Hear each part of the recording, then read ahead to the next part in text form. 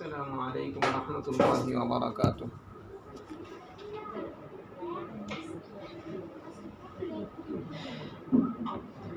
الحمد لله وكفى وسلام على عباده الذين اصطفى.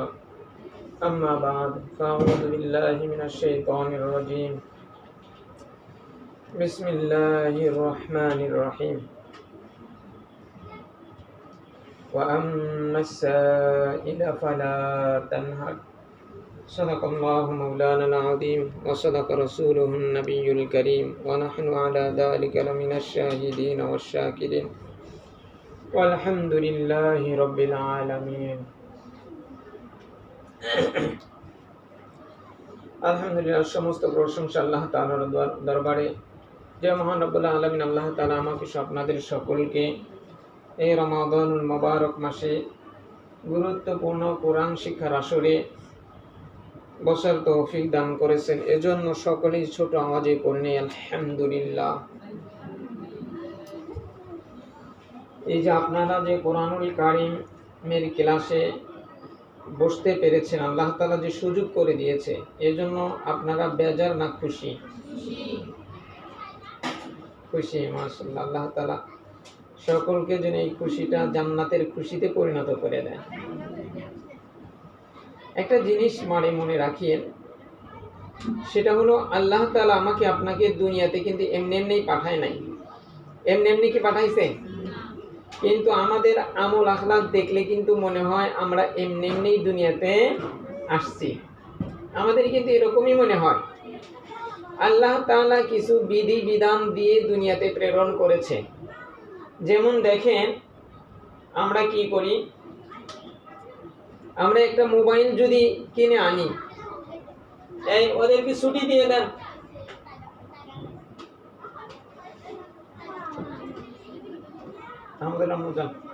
ওদেরকে ছুটি দিয়ে দেন।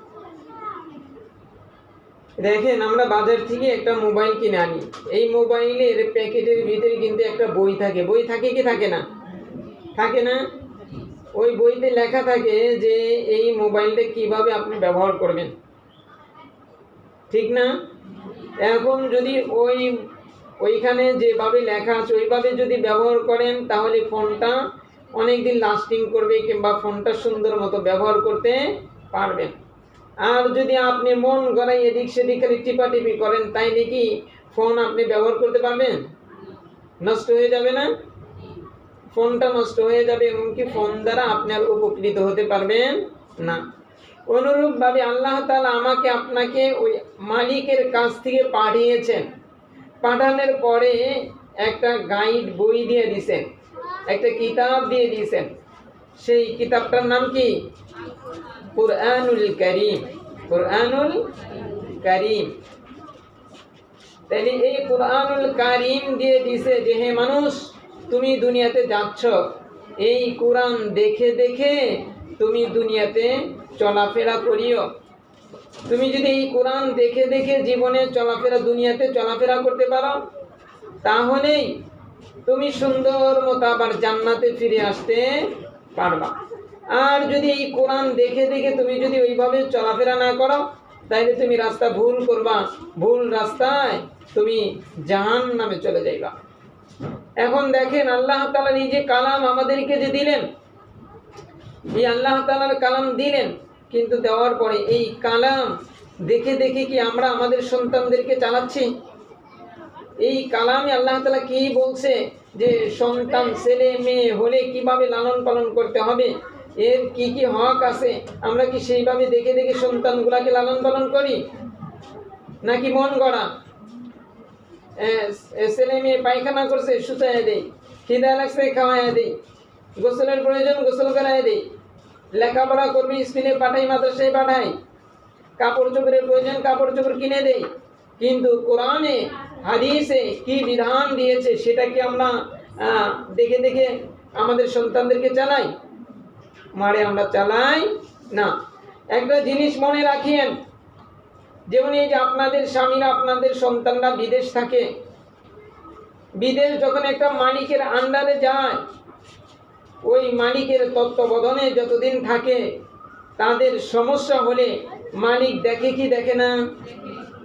কিন্তু ওইখান থেকে যদি পালায়া যান, মালিকের ফ্যাক্টরি থেকে যখন পালায়া যাবেন, তখন বিপদ হলে কি মালিক দেখবে? মালিক দেখবে না। অনুরূপভাবে মানে আজকে আমরা মন গড়া চলতেছি, আমাদের স্বামীরা মন গড়া কামাই করে, আবার সেই টাকা বিবিদের কাছে দেয়, তারা মন গড়া খরচ করে। সন্তানগুলো আমরা জন্ম দিছি, কিন্তু মন গড়া তাদের লালন পালন করতেছি, মন গড়া তাদের শিক্ষা ব্যবস্থা চালু করে দিয়েছি। আমরা রান্না বান্না করি সব মন গড়া, নামাজ পড়ি তাও মন গড়া, কোরআন পড়ি তাও মন গড়া, মন যেমনে চাই সেমনে। কিন্তু আল্লাহ যেমনে চাই সেমনে আমরা করি না। আমরা কি একটা বার খেয়াল করছি, কেবলা কোনো আলেমের কাছে কি আমরা জিজ্ঞাসা করছি যে আমরা তো মা জাতি, রাস্তায় আমাদেরকে কিভাবে চলতে হবে, এটা ইসলামী শরীয়তের কি বিধি আর কি নিষেধ আছে সেটা একটু আমাকে বলে দেন। আমরা কি এটা বলছি কোনোদিন? মানে আমরা কোনোদিন বলি নাই। তাই ওই যে বিদেশ যাওয়ার পরে মালিকের আন্ডারে থাকলে, অসুস্থ হলে মালিক চিকিৎসা করে, বাহিরে বিপদ হলে মালিক তাকে সারায় আনে, আর যদি মালিক থেকে ভাগিয়া যায় তখন তার বিপদ হলে মালিক আর সেদিকে তাকায় না। অনুরূপভাবে আমি আর আপনি আল্লাহ তাআলার যেই বিধিবিধানগুলা দিয়ে দিয়েছিল, সেই বিধিবিধানগুলা ছেড়ে দিয়েছি, যার কারণে মালিকও আমাদেরকে ছেড়ে দিয়েছে। কেমনে ছেড়ে দিয়েছে? ওই যে দেখেন, ফিলিস্তিনের দিকে তাকিয়ে দেখেন। আমি আর আপনি তো মনে করতেছি বড় আনন্দে আছি, কত আরামে আছি। না মা, আমি আজকে রাত্রে যখন সংবাদটা পাইলাম, পরে আমি বিছানায় শুইতে পারি না। আমার বিবি সে তো ঘুমায় গেছে, কিন্তু আমি রাতে বসে বসে কান্না করছি, শুয়ে শুয়ে কান্না করছি। আহা, যেই সমস্ত শিশুদের লাশের ছবি আসছে এই টেলিগ্রাম চ্যানেলে, এটা কেউ দেখে সহ্য করতে পারবে না। একদিনেই প্রায় 400-র উপরে মা, শিশু, যুবক, এদেরকে ওই ইহুদি নামের কাফির সম্প্রদায়, ইহুদি নামের লানতপ্রাপ্ত সম্প্রদায়, তারা বম্বিং করে রাত্রে ঘুমন্ত মানুষের উপরে। তারপরেও তারা ওই নিজেদের বাসায় ঘুমাইতে পারে নাই, সমস্ত বাসাগুলা মাটির সাথে মিশিয়ে দিছে। ওই যে তাঁবু বানাইছে মরুভূমির ভিতরে, তাঁবুর মধ্যে শুয়ে গেছে, সেইখানে বম্বিং করে তাদেরকে একবারে ধ্বংস করে দিয়েছে। কেন? ওই যে মালিককে আমরা ছেড়ে দিয়েছি। তাই আমাদের এক হযরত বলেন যে তোমরা ফিলিস্তিন যাও নাই, আমি ফিলিস্তিন গিয়েছি। আমি দেখছি যে ওই দেশের মাদের, ওই দেশের বাবাদের কি অবস্থা। ওদের যে পোশাক, ইহুদিদের যে পোশাক, ওদের সেই পোশাক। ইহুদিদের শিক্ষা ব্যবস্থা যেমনি, মুসলিমদের শিক্ষা ব্যবস্থা তেমনি। ইহুদি মহিলারা যেভাবে চলতেছে, মুসলিম মহিলারাও সেইভাবে চলতেছে, শুধু তাদের একটু আলাদা একটা পোশাক আছে, বোরকা নামের একটা পোশাক আছে, মুখে কোনো হিজাব নাই, কিছু নাই। ওই যে মালিককে ছেড়ে দিয়েছি, মালিক আমাদেরকে ছেড়ে দিয়েছে, যার কারণে যেমন দেখেন আজকে তাদের উপরে কীরকম কঠিন অবস্থা চলতেছে।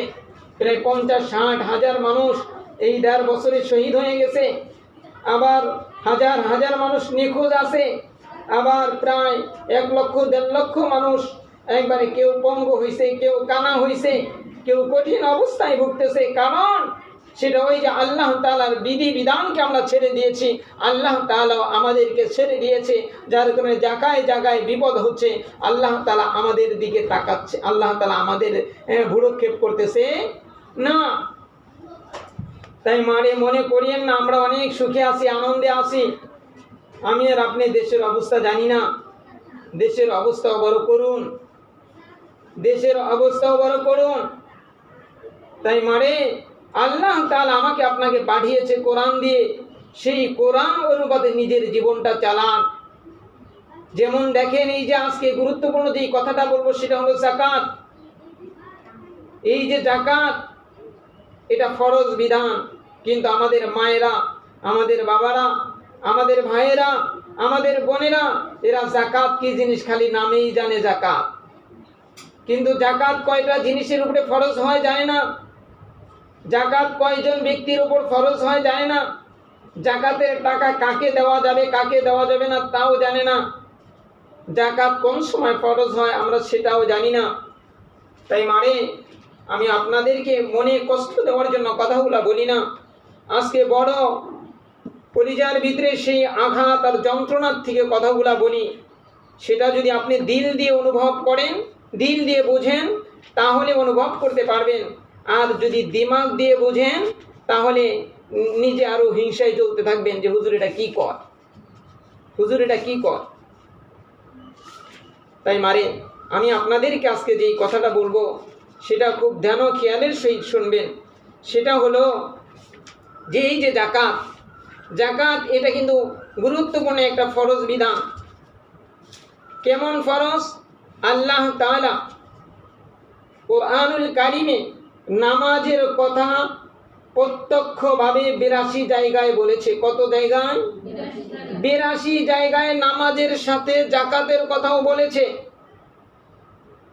এর মানে হলো মুহাদ্দিসিনে কিরাম, মুফাসসিরিনে কিরাম, ফকিহগণ বলেছেন যেই ব্যক্তি জাকাত দেবে না তার নামাজ হবে না।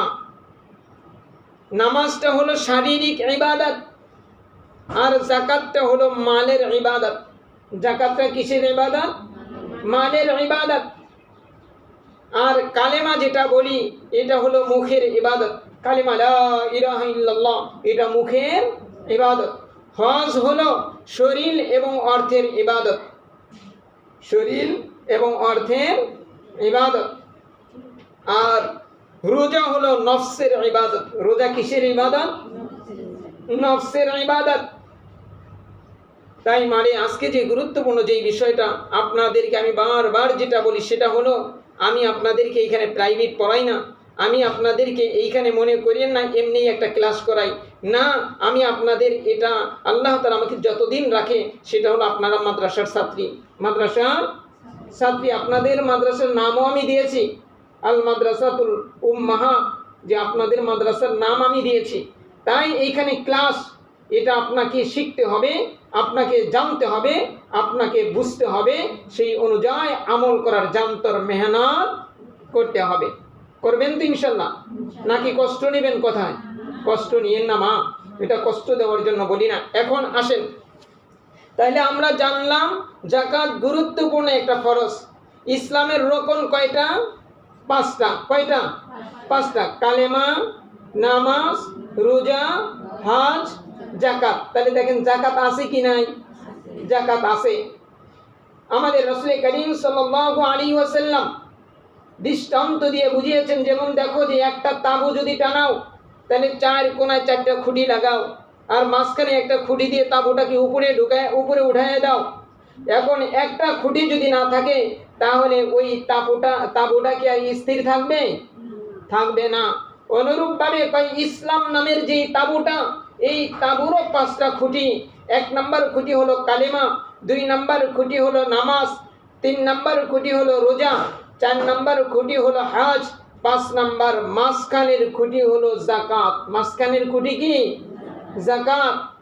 তাহলে মাঝখানের খুঁটি যদি মনে করেন না থাকে, তাহলে কি তাঁবুটার 4টা খুঁটি আছে, মাঝখানের খুঁটি নাই, তাহলে কি ওই তাঁবুর নিচে কেউ বসতে পারবে? নাকি তাঁবুতে তাকে জাতা দিয়ে ধরবে? অনুরূপভাবে তাহলে কেউ যদি জাকাত না দেয় তাদের ইসলাম নামক তাঁবুটাও সেরকম ভাবে তার উপরে পড়ে যায়। তাইলে আমরা জানলাম ইসলামের রকন মূল ভিত্তি হলো 5টা জিনিস: কালেমা, নামাজ, রোজা, হজ, জাকাত। সেই জাকাত নিয়ে আজকে কিছু কথা বলবো। এখন আসেন, জাকাত কাদের উপরে ফরজ?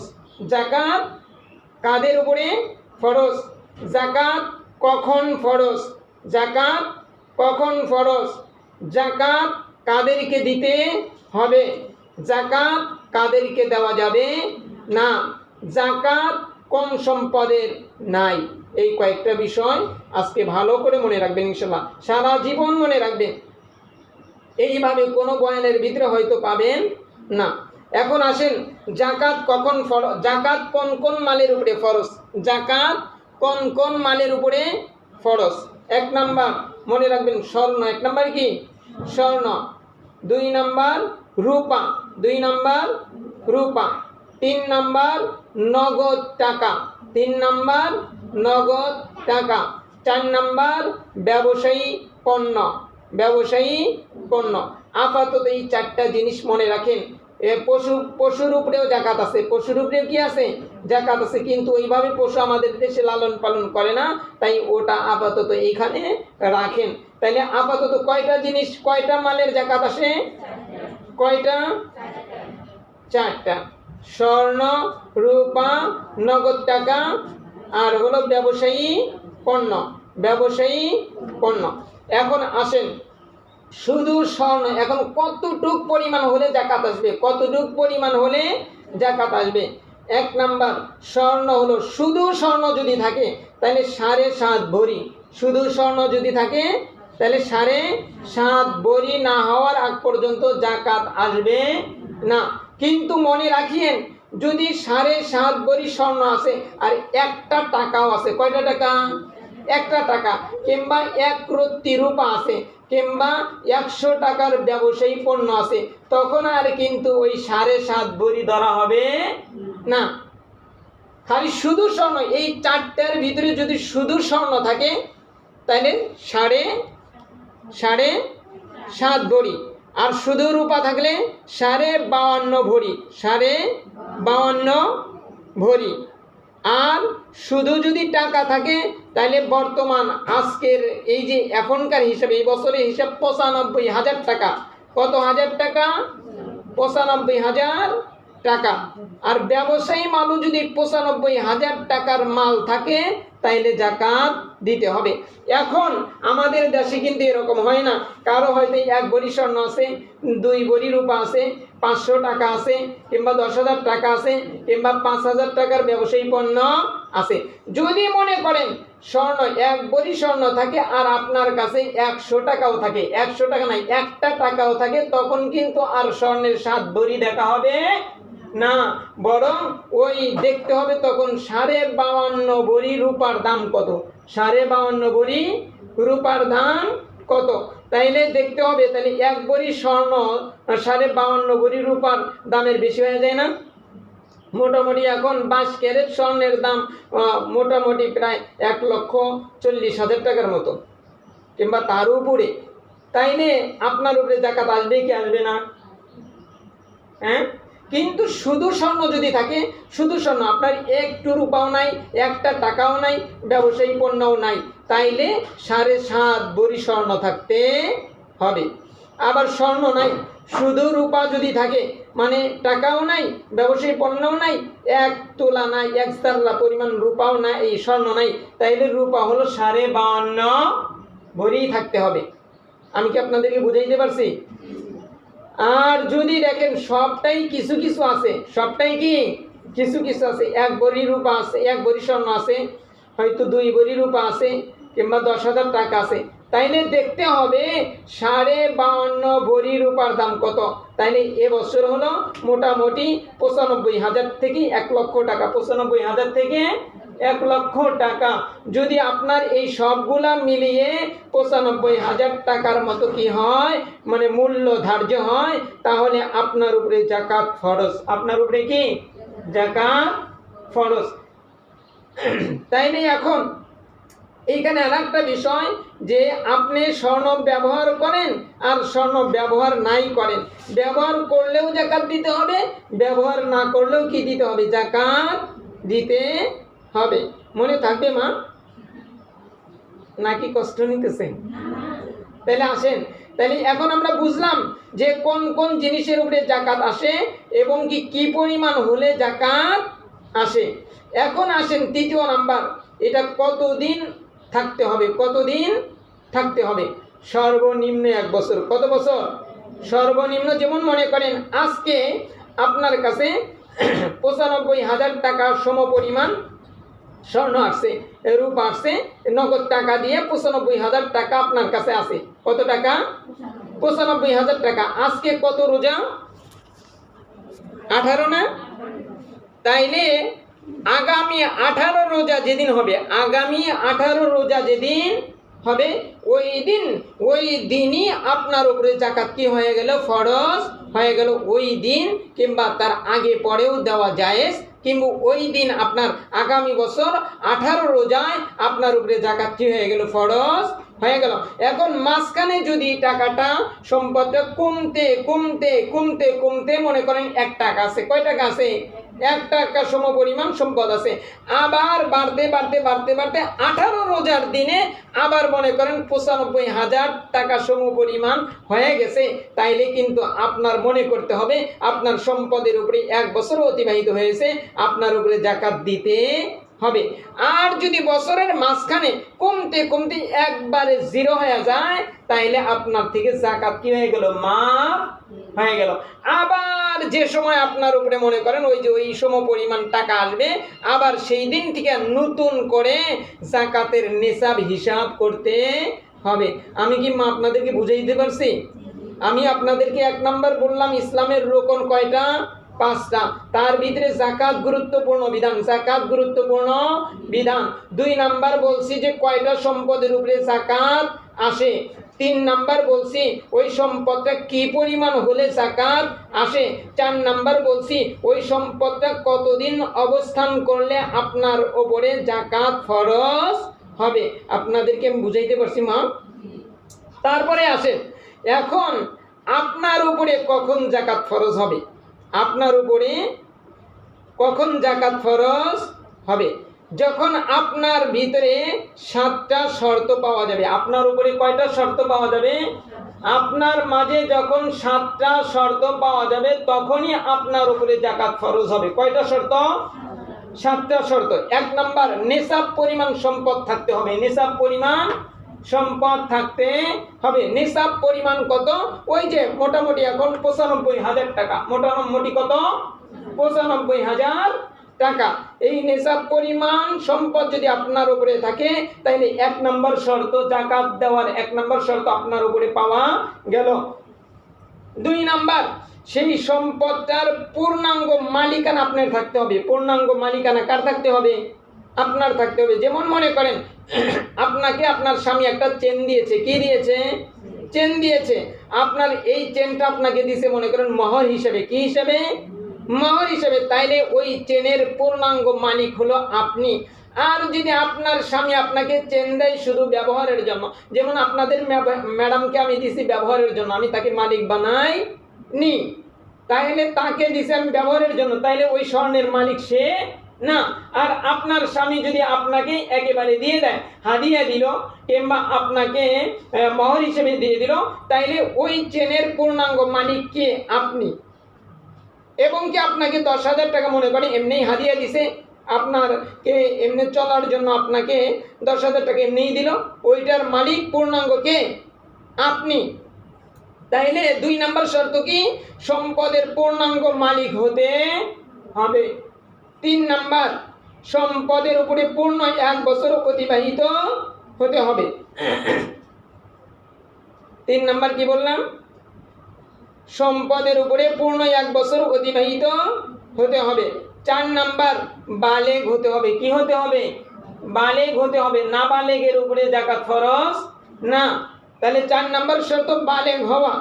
5 নাম্বার শর্ত হলো মানে আকেল, মানে জ্ঞানবান হওয়া, বুদ্ধিমান হওয়া। পাগলের উপরে যাকাত ফরজ না। পাগলের উপরে কি না? যাকাত ফরজ না। তাইলে আপনার মস্তিষ্ক ঠিক থাকতে হবে। 6 নাম্বার, মুসলিম হতে হবে। 7 নাম্বার, স্বাধীন হতে হবে। কি হতে হবে? স্বাধীন। যেমন আপনি গোলাম, আগের যুগে এটা ছিল, কিংবা আপনাকে জেলখানায় আবদ্ধ করে রাখছে। আপনাকে জেলখানায় কি করে রাখছে? আবদ্ধ করে রাখছে। এখন কি আপনি স্বাধীন? আপনি কি স্বাধীন? আপনি স্বাধীন না। তাইলে আপনার ভিতরে যখন এই 7টা শর্ত পাওয়া যাবে তখন আপনার উপরে যাকাত ফরজ হবে। আপনার উপরে কয়টা শর্ত? 7টা শর্ত যখন পাওয়া যাবে তখন আপনার উপরে যাকাত ফরজ হবে। 1 নাম্বার হলো নিসাব পরিমাণ সম্পদ হতে হবে। 2 নাম্বার, সম্পদের পূর্ণ মালিক হতে হবে। 3 নাম্বার, সম্পদের উপরে পূর্ণ 1 বছর অতিবাহিত হতে হবে। 4 নাম্বার, বালেগ হতে হবে। 5 নাম্বার, আকেল জ্ঞানবান হতে হবে। 6 নাম্বার, মুসলিম হতে হবে। 7 নাম্বার, স্বাধীন হতে হবে। যদি এই 7টা শর্ত আপনার উপরে থাকে, আমার উপরে থাকে, তাহলে তখনই যাকাত কি হবে? ফরজ হবে। এখন আসেন, যাকাত কাদেরকে দিতে পারবেন? যাকাত কাদেরকে দিতে পারবেন? এখন আসেন, যে জাকাত 8 প্রকার মানুষদেরকে জাকাত দেওয়া যাবে। কয় প্রকার? 8 প্রকার মানুষদেরকে কি দেওয়া যাবে? জাকাত দেওয়া যাবে। 1 নাম্বার ফকির। 1 নাম্বার কি? ফকির। 2 নাম্বার হলো মিসকিন। 2 নাম্বার কি? মিসকিন। আর ফকির কাকে বলে? মানে ফকির হলো যার মনে করেন যার কাছে একেবারে কিছুই নাই, যার কাছে একেবারে কিছুই নাই, সকালে খাইছে দুপুরে কি খাবে এই পরিমাণ সম্পদ নাই, তাকে কি বলে? ফকির বলে। আর মিসকিন কাকে বলে? মিসকিন হলো সেই যে মনে করেন 2-1 দিনের খাবার তার কাছে আছে, এদেরকে কি বলে? মিসকিন বলে। তাইলে ফকিরকে আপনি জাকাত দিতে পারবেন, মিসকিনকে আপনি জাকাত দিতে পারবেন। 3 নাম্বার, জাকাতের টাকা যারা উত্তোলন করে তাদেরকেও জাকাত দেওয়া যাবে। এটা আমার আপনার কাজ না, এটা হলো সরকারের কাজ। এটা কার কাজ? সরকারের কাজ। আর 4 নাম্বার হলো যে ওই কাফেরকে কিন্তু জাকাত দেওয়া যাবে না। ওই হিন্দু, খ্রিস্টান, ইহুদি এদেরকে জাকাত দেওয়া যাবে না। কিন্তু ওই কাফের মনে করেন যে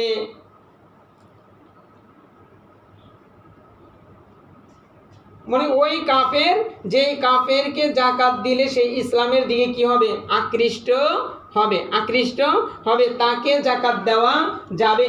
তবে এই বিধানটা রহিত হয়ে গেছে। এই বিধানটা কি হয়ে গেছে? রহিত, অর্থাৎ এই বিধান এখন আর জারি নাই। তাইলে 1 নাম্বার হলো ফকির, 2 নাম্বার মিসকিন, এই 2টা আমরা পাইলাম। 3য় নাম্বারটা হলো সরকার দিতে পারবে। আর 4র্থ নাম্বার বিধানটা আল্লাহ তাআলা কি করে দিছে? রহিত করে দিছে, কাফেরদেরকে জাকাত দেওয়া যাবে না। আর 5 নাম্বার হলো গোলাম বাদী, অর্থাৎ মনে করেন আপনার বাড়ির কর্মচারী, আপনার বাড়ির কি কর্মচারী, বেতন হিসেবে দিতে পারবেন না, গরিব অসহায় কিন্তু আপনার বাড়িতে কাজ করে, এদেরকে জাকাত দেওয়া যাবে। 6 নাম্বার, ঋণগ্রস্ত, একজন লক্ষ লক্ষ টাকা ঋণ হয়ে গেছে, কিন্তু অনেক সম্ভ্রান্ত ফ্যামিলির মানুষ কিন্তু ঋণগ্রস্ত হয়ে গেছে, তাকে জাকাত দিতে পারবেন। 7 নাম্বার, আল্লাহর রাস্তায় যারা জিহাদ করে মুজাহিদ, এদেরকে জাকাত দিতে পারবেন। 8 নাম্বার, যারা মুসাফির, যারা মনে করেন যে বাংলাদেশ থেকে বিদেশ চলে গেছে, তারা হলো কি মুসাফিরের মতো যারা চলে, তাদের ওইখানে ঘর বাড়ি নাই, তাদেরকেও জাকাত দিতে পারবেন। তাহলে আসেন 8 প্রকারের 1 প্রকার বাদ দেন, 7 প্রকার।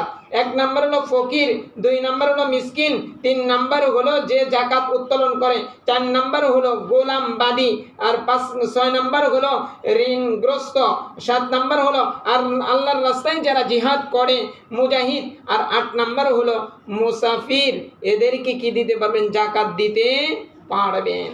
বুঝাইতে পারছি? এখন আসেন 8 প্রকার মানুষকে জাকাত দেওয়া যাবে না। 8 প্রকার মানুষদেরকে কি দেওয়া যাবে না? জাকাত দেওয়া যাবে না। 1 নাম্বার, পিতা মাতা, দাদা দাদি, নানা নানি, এরকম উপরের দিকে যত আছে এদেরকে জাকাত দিতে পারবেন না। 2 নাম্বার, ছেলে মেয়ে, নাতি নাতনি, আবার নাতনিদের নাতনি, তাদের অর্থাৎ নিচের দিকে এদেরকে জাকাত দিতে পারবেন না। 3 নাম্বার, স্বামীকে জাকাত দিতে পারবেন না। এখন অনেকেই কি করে, স্ত্রীটা স্বামীকে দিয়ে দেয়, কই ধরো, 1 বছর পূর্ণ হওয়ার আগে ওই 11 মাস হয়েছে, স্বামীকে কি কয় ধরো আমি তোমাকে হাদিয়া দিয়ে দিলাম, গলার চেন টেন সব খুলে স্বামীকে দিয়ে দেয় যাতে জাকাত দেওয়া না লাগে। বুঝেন নাই? এটা করা কিন্তু জায়েজ নাই, বুঝছেন? এটা কিন্তু অনেকেই করে, আল্লাহ তাআলার সাথে কৌশল করে, আল্লাহ তাআলার সাথে কি করে? কৌশল করে। তাইলে স্বামীকে জাকাত দিতে পারবেন না, স্ত্রীকে জাকাত দিতে পারবেন না। বনু হাশিম অর্থাৎ রাসূল সাল্লাল্লাহু আলাইহি সাল্লামের বংশের কাউকে জাকাত দেওয়া যাবে না, কারণ তারা হলো বাদশার জাতি। তারা কিসের জাতি? তারা বাদশা, তারা হলো সমস্ত মানুষের মাথার তাজ, সমস্ত মানুষের মাথার তাজ। তাই এদেরকে জাকাত দেওয়া যাবে না। এরা যদি গরিব অসহায় হয় তাদেরকে হাদিয়া দিতে পারবেন। কি দিতে পারবেন? হাদিয়া দিতে পারবেন। 6 নাম্বার, অমুসলিম অর্থাৎ কাফেরদেরকে জাকাত দেওয়া যাবে না। যেমন বাড়ির পাশে এক হিন্দু আছে, একে জাকাত দেওয়া যাবে না। 7 নাম্বার, যাদের ভরণ পোষণের দায়িত্ব আপনার, তাকে জাকাত দেওয়া যাবে না। যেমন ছোট্ট ভাই রেখে আপনার বাবা মা মারা গেছে, এখন ছোট্ট ভাইয়ের দায়িত্ব কার উপরে আসছে? আপনার উপরে আসছে না? কিন্তু ভাইকে জাকাত দেওয়া জায়েজ, বরং উত্তম। ভাইকে, আপন বোনকে, তারপরে খালাকে, ফুফিকে, এদেরকে জাকাত দেওয়া কি উত্তম। কিন্তু যখন ওই আপনার ভাইটা আপনার তত্ত্বাবধানে থাকবে, অর্থাৎ এখনো বালেগ হয় নাই, তখন তাকে জাকাত দিতে পারবেন না। 8 নাম্বার, যার নিসাব পরিমাণ মালের মালিক তাকেও জাকাত দেওয়া যাবে না। আপনারা কি পাইছেন? 8 প্রকার মানুষদেরকে জাকাত দেওয়া যাবে না। এখন এমন একজন মানুষকে, যেমন মনে করেন একজন মানুষকে জাকাত দিলেন, মনে করলেন গরিব, কিন্তু তার ঘরে একটা টিভি আছে, মনে করেন 60,000 টাকা। কত টাকা? 60,000 টাকা। 3টা মোবাইল আছে, একটা মোবাইল বাদ দেন, 2টা মোবাইলের দাম মনে করেন 20,000 টাকা। তাহলে কত হলো? 60, 70, 80,000 টাকা। তার ঘরে মনে করেন 10টা প্লেট হলেই চলে, তার ঘরের ভিতরে 70টা প্লেট আছে, তাইলে মনে করেন 60টা প্লেটের দাম মনে করেন 5,000 টাকা। এই যে এই পরিমাণ, অর্থাৎ যার কাছে মানে প্রয়োজনের অধিক জিনিস, যেই জিনিসটা মনে করেন তার প্রয়োজন নাই, অতিরিক্ত, এই অতিরিক্ত জিনিসটাও যদি 95,000 টাকা হয়, এরকম গরিবকেও জাকাত দেওয়া যাবে না। কিন্তু আমরা কিন্তু দিই না। যারা জাকাত দেয় অনেকে এইভাবে দেয়, তাহলে তাকেও জাকাত দেওয়া যাবে না। তাইলে এখন আসেন, তাহলে এই যে জাকাত একটা ফরজ বিধান, জাকাত কি একটা গুরুত্বপূর্ণ ফরজ বিধান, ইসলামের 5 রকনের গুরুত্বপূর্ণ একটা রকম। তাইলে কোন কোন সম্পদের জাকাত ফরজ হয়? 4টা সম্পদ। 1 নাম্বার স্বর্ণ, 2 নাম্বার রূপা, আর 3 নাম্বার নগদ অর্থ, আর 4 নাম্বার ব্যবসায়ী পণ্য। এখন এটা কি পরিমাণ হলে জাকাত ফরজ হয়? কয় স্বর্ণ হলো 7.5 ভরি, রূপা হলো 52.5 তোলা, আর নগদ টাকা বর্তমান এবছরে হিসাব ধরেন 95,000 টাকা। এটা কতটুক সমপরিমাণ, কত দিন থাকলে জাকাত ফরজ হয়? কয় এটা 1 বছর নিজের কাছে যদি কি থাকে, জমা থাকে, তাইলে তার উপরে জাকাত ফরজ হয়। কয় ব্যক্তির উপরে জাকাত কখন ফরজ হয়? কয় যখন কোনো ব্যক্তির মাঝে 7টা শর্ত পাওয়া যায়। 1 নাম্বার হলো নিসাব পরিমাণ সম্পদ থাকা, 2 নাম্বার সম্পদের পূর্ণ মালিকানা থাকা, 3 নাম্বার সম্পদের পূর্ণ 1 বছর অতিবাহিত হওয়া, 4 নাম্বার বালেগ হওয়া, 5 নাম্বার আকেল জ্ঞানবান হওয়া, 6 নাম্বার মুসলিম হওয়া, 7 নাম্বার স্বাধীন হওয়া। 8 প্রকার মানুষদেরকে জাকাত দেওয়া যায়। 1 নাম্বার ফকির, 2 নাম্বার হলো মিসকিন, 3 নাম্বার যে জাকাত উত্তোলন করে, 4 নাম্বার রহিত হয়ে গেছে, 5 নাম্বার হলো গোলামবাদী, 6 নাম্বার ঋণগ্রস্ত, 7 নাম্বার আল্লাহর রাস্তায় জিহাদকারী তথা মুজাহিদগণকে দিতে পারবেন, 8 নাম্বার মুসাফিরদেরকে দিতে পারবেন। আর 8 প্রকার মানুষদেরকে জাকাত দেওয়া যাবে না। পিতা মাতা, দাদা দাদি, এরকম উপর দিকে যত আছে। 2 নাম্বার ছেলে মেয়ে, নাতি নাতনি, এরকম নিচের দিকে যত আছে। 3 নাম্বার স্বামী, 4 নাম্বার স্ত্রী, 5 নাম্বার বনু হাসিম অর্থাৎ রাসূল সাল্লাল্লাহু আলাইহি ওয়াসাল্লামের বংশের কাউকে জাকাত দেওয়া যাবে না। 6 নাম্বার অমুসলিম, 7 নাম্বার যাদের ভরণ পোষণের দায়িত্ব আপনার উপরে, 8 নাম্বার রেসাব পরিমাণ মালের মালিক যে, তাকেও জাকাত দেওয়া যাবে না। এখন আসেন, জাকাত না দিলে ক্ষতি কি, জাকাত দিলে লাভ কি? জাকাত দিলে লাভ হলো, জাকাতের ভিতরে মনে করতে হবে, জাকাতের ভিতরে গরিবের একটা অংশ আছে। গরিবের কি আছে?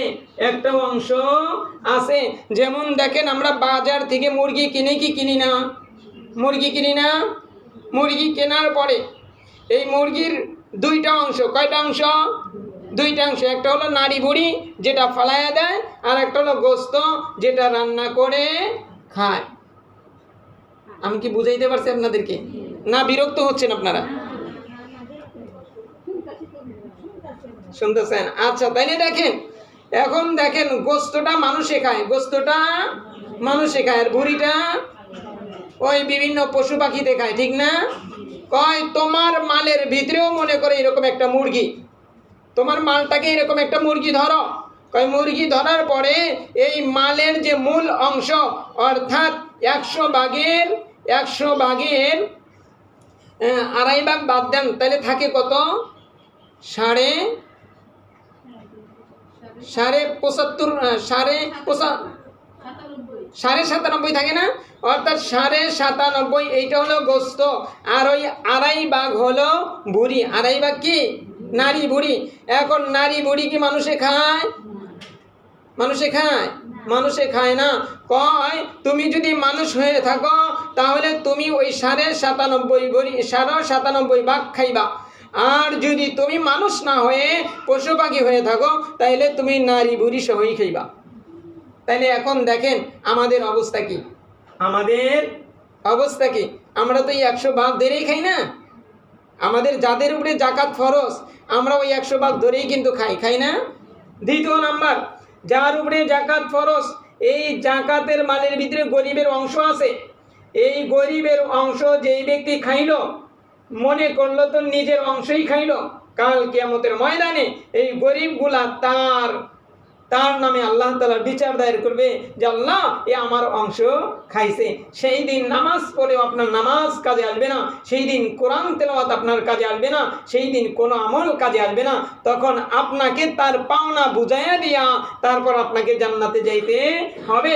এখন দেখেন ওই জায়গায় হাসরের মাঠে তাদের পাওনা হবে এক এক পয়সার বিনিময়ে হলো যেই নামাজ আপনার কবুল হয়েছে ওই নামাজের 750 রাকাত দিয়ে দিতে হবে।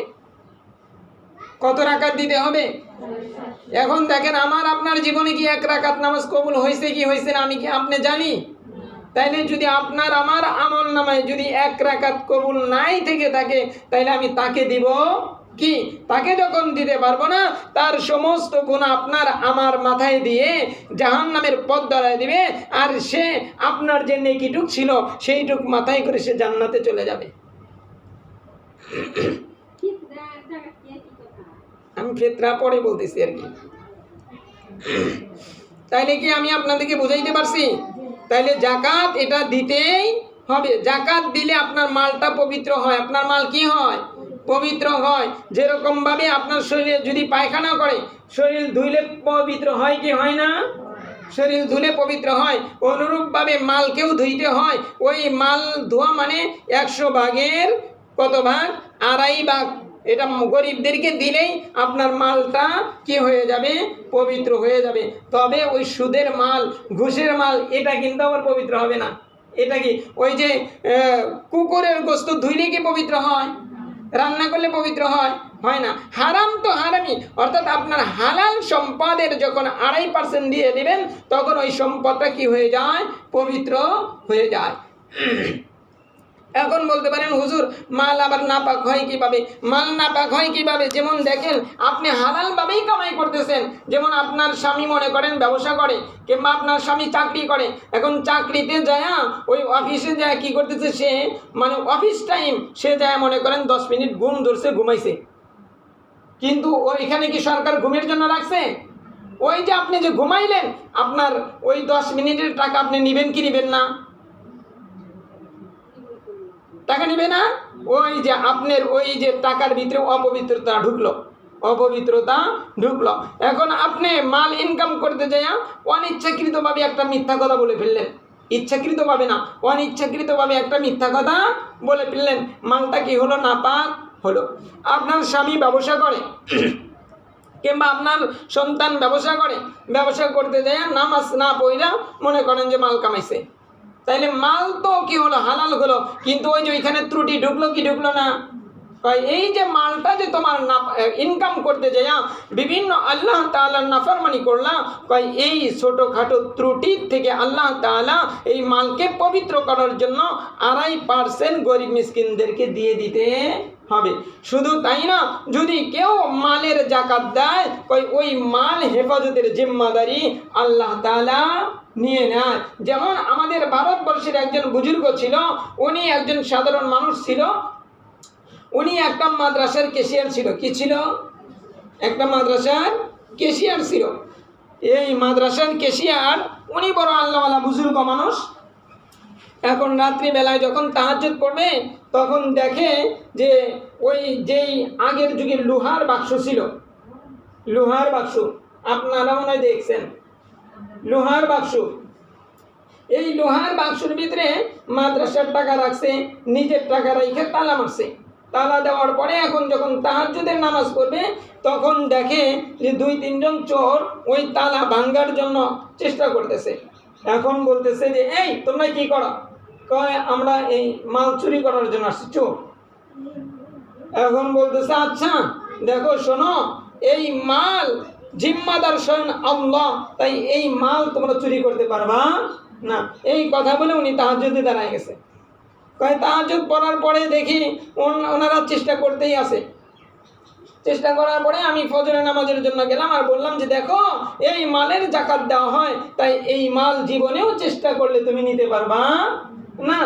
পরে কয় ফজরের নামাজ পড়তে গেছি, ফজরের নামাজ পড়ে আইসে দেখি আর চোর নাই, মাল আর নিতে পারে নাই। তখন উনি সকালবেলায় মাদ্রাসায় এসে বলতেছে উস্তাদজিদেরকে যে হাজরাত আজকে তো আমার সমস্ত মাল পরাই চুরি হয়ে গেছিল, কিন্তু আল্লাহ তাআলা হেফাজত করছে। তাই যেই ব্যক্তি মালের জাকাত দিবে আল্লাহ তাআলা তার মালের জিম্মাদারি আল্লাহ তাআলা স্বয়ং নিজে নিয়ে নেয়। এক ইহুদি মহিলা রাসূল সাল্লাল্লাহু আলাইহি ওয়াসাল্লামের কাছ থেকে যখন শুনছে যে জাকাত দিলে সমস্ত মালের জিম্মাদারি আল্লাহ তাআলা নিয়ে নেয়, উনি কি করছে, উনি সমস্ত মালের হিসাব করে করে জাকাত দিছে। এখন ওই আরব দেশ থেকে সিরিয়ায় বিশাল কাফেলা গেছে, তার কয় আসা ফেরার পথে সব কাফেলাই ডাকাতি হয়েছে। এখন ওই কাফেলা ওই মহিলার কাফেলাও আসতেছে ওই পথ দিয়েই। তখন মদিনায় যখন সংবাদ আসলো যে এই মহিলা সবার মাল তো ডাকাতি হয়ে গেছে, কয় তোমার মালও মনে হয় ডাকাতি হয়েছে।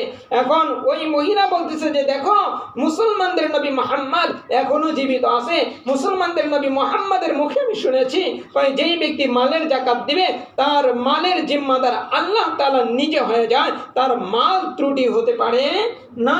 তাই আমার মাল যদি ডাকাতে নিয়ে যায় তাহলে মুহাম্মাদের গলা টিপে ধরবো, নাউজুবিল্লাহ। তখন দেখা গেল যেই জায়গায় ডাকাতি হয়েছে ওনাদের কি হয়েছে, ওই ইহুদি মহিলার বুড়া কাফেলার প্রথম উটটা হোঁচট খায় পড়ে যাওয়ার পরে সমস্ত উটগুলা বসে যায়, ওইখানে দীর্ঘক্ষণ অবস্থান করে। অবস্থান করার পরে ওই ডাকাতরা ডাকাতি করে সেখান থেকে চলে যায়।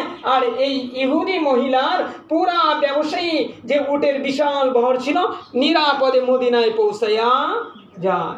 তখন সেই মহিলা সম্ভবত ইসলাম কবুল করিয়া নেয়, ইসলাম কবুল করিয়া নেয়। তাই মারে যেই ব্যক্তি জাকাত দিবে তার জাকাতের মালটা আল্লাহ তাআলা এই সম্পদের জিম্মাদারি স্বয়ং আল্লাহ হয়ে যায়। আর যেই ব্যক্তি জাকাত দিবে না তার শাস্তি কি আল্লাহ তাআলা স্পষ্ট তার কুরআনুল কারীমের ভিতরে স্পষ্ট বলে দিয়েছেন, ওয়াল্লাযীনা ইয়াকনিজুনা আয-যাহাবা ওয়াল ফিদ্দাতা ওয়া লা ইউনফিকুনাহা ফী সাবিলিল্লাহ।